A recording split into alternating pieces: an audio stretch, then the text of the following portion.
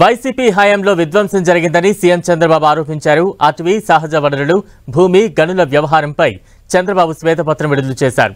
2019-24 మధ్య భారీగా భూ కబ్జాలు జరిగాయని ఆరోపించారు. విశాఖ, ఒంగోలు, తిరుపతి, చిత్తూరులో జరిగిన భూ దోపిడీలు ఉదాహరణ అని అన్నారు. తప్పు చేసిన వాళ్ళు ఎంతటి వారైనా ఉపేక్షించేది లేదన్నారు. మరోవైపు గంజాయి, మద్యం మత్తులో అఘాయిత్యాలకు పాల్పడితే చర్యలు కఠినంగా ఉంటాయని హెచ్చరించారు. దేన్ని వదిలిపెట్టలేదు, పంచభూతాల్ని మింగేసే పరిస్థితికి వచ్చారు. ల్యాండ్స్ విషయంలో చాలా పెద్ద ఎత్తున ఈ ఆధునిక ప్రపంచంలో అభివృద్ధి చెందే క్రమంలో భూములకు విలువ పెరుగుతుంది. అలాంటి భూములన్నీ పెద్ద ఎత్తున లిటిగేషన్ క్రియేట్ చేసి కొట్టేయడం, ఖనిజ సంపదని దోచేయడం, అడవులను కూడా ఇష్టానుసారంగా నిర్వీర్యం చేసే పరిస్థితికి వచ్చారు. ఎక్కడికక్కడ అడవులను కూడా ధ్వంసం చేసే పరిస్థితికి వచ్చారు. అంటే ఎంత అజం ఉండాలి ఒక వ్యక్తికి. 500 కోట్ల రూపాయలు కట్టి ప్యాలెస్ కట్టుకున్న వ్యక్తులు వీళ్ళు మాట్లాడతారు. ఇప్పుడు ఏం చేయాలని అడుగుతున్నారు అందరూ. దీన్ని అరాచకాలకు పరాకాష్ట ఇలాంటి ఆలోచన విధానం. ప్రజలకు సేవకులుగా ఉండాలి తప్ప రాజులు కాదు, రారాజులు కాదు. అవన్నీ అయిపోయినాయి. ఇంకా వీళ్ళలో మార్పు రాలేదు. ఇది ప్రజాధనాన్ని అడ్డంగా దుర్వినియోగం చేయడం. మీ భూములు ఎవరైనా కొట్టేసినా, మీ అసైన్మెంట్ భూములు బలవంతంగా లాగేసుకొని ఫ్రీ హోల్డ్ చేసుకున్నా, లేకపోతే మీకు తెలిసి ఎక్కడైనా అరాచకాలు, అన్యాయాలు చేసి ప్రభుత్వ భూములు కానీ ప్రైవేటు భూములకు కానీ హాని తలపెట్టిన వ్యక్తులుంటే అవన్నీ మాకు చెప్పండి. మళ్ళీ తిరిగి మీకు ఇప్పించే బాధ్యత మాది. చట్ట వ్యతిరేకంగా ఆకుపై చేసుకున్న వాళ్ళని పనిష్ చేసే బాధ్యత కూడా తీసుకుంటాం. మీవి క్రషర్ దగ్గర నుంచి పెద్ద పెద్ద క్వారీ వరకు ఏదున్నా కూడా మీవి కానీ బలవంతంగా లాగేసుకుంటే మీరు మాకు రిపోర్ట్ చేయండి. ముందుకు రండి, ధైర్యంగా మీకు ఇప్పిస్తాం.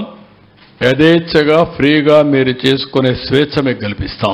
మామూలు విధ్వంసం కాదు ఇది. దాన్ని క్షమించడానికి నేరం చేసిన ఎవడతను ఎక్కడి నుంచో వచ్చాడు, ఊడిపడ్డాడు. ఇక్కడుండే ఆఫీసర్ కూడా పెట్టల హెడ్ని. దోపిడీకి యథేచ్ఛగా చేయడానికి అన్ని డిపార్ట్మెంట్లో మీరు చూస్తే క్రమ పద్ధతిలో టీటీడీ ఎక్కడ ఆఫీసర్ అతను, ఎక్కడ డిఫెన్స్లో పనిచేశాడంట, లేకపోతే బ్రివరీస్ కార్పొరేషన్, లేకపోతే మైనింగ్ కార్పొరేషన్, లేకపోతే ఇంకొక పక్కన ఫైబర్, చాలా అన్ని ఆల్మోస్ట్ ఆల్ రెవెన్యూ డబ్బులు వచ్చే డిపార్ట్మెంట్స్ అన్నీ కూడా మీరు చూస్తే బయటని తీసుకొచ్చి పెట్టారు. దోపిడీకి కోసమే తీసుకొచ్చి పెట్టి దోపిడీ చేశారు తప్ప ఇంకోటి కాదు. అలాంటి వాళ్ళే పెట్టారు అక్కడ. మాట్లాడేదంతా కూడా సాక్ష్యాధారాలతో సహా ఉన్నా. మీరు బెదిరిస్తే భయపడేదానికి సిద్ధంగా లేము, లేకుంటే కన్ఫ్యూజ్ చేయడానికి ప్రయత్నం చేస్తే కన్ఫ్యూజ్ కావడానికి సిద్ధంగా లేము. నేరాన్ని నేరంగానే చూస్తాం, నేరస్తులను నేరస్తులుగానే చూస్తాం. తప్పు చేసిన వాడిని పనిష్ చేస్తాం. అదే సమయంలో రాజకీయ వివక్షత ఉండదు. తప్పు చేసి రాజకీయ ముసుగులో తప్పించుకోవాలంటే కుదరదు. ఆ విషయం గుర్తుపెట్టుకోమని హెచ్చరిస్తున్నా ప్రతి ఒక్కరిని.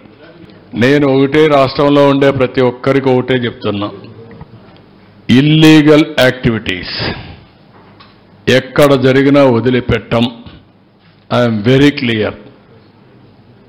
అలవాటైన వాళ్ళు ఎవరైనా ఉంటే అలవాట్లు మానుకోండి. మానుకోకపోతే మాత్రం చాలా ఫర్మ్గా ఉంటాం.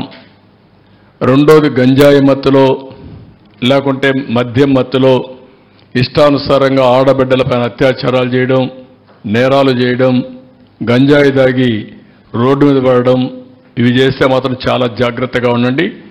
మళ్ళీ మళ్ళీ వార్నింగ్ ఇస్తున్నా. ఒకసారి చెప్పా, రెండోసారి చెప్పా, మూడోసారి చెప్పా. రేపు ఏం చేయాలనో కఠినంగా వ్యవహరించి చేసి చూపిస్తాం. హెచ్చరిక చేస్తున్నా రాష్ట్రంలో ప్రతి ఒక్కరికి, యాంటీ సోషల్ ఎలిమెంట్స్కి అందరికీ హెచ్చరిక చేస్తున్నాం.